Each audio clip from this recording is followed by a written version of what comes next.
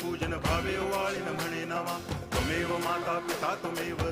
बंधुश्च सखा त्वमेव विद्या करुणं त्वमेव सर्वं मम देव कायेन वाचा मनसेन्द्रियैर्वा बुद्ध्यात्मना वा प्रकृति स्वभावात् करोमि यद्यत् सकलं परस्मै नारायणायति समर्पयामि अच्युतं केशवं रामनारायणं कृष्णदामोदरं वासुदेवं हरि गिरिधरं माधवं गोपिकावल्लभं जानकीनायकं रामचन्द्रं भजे हरे राम राम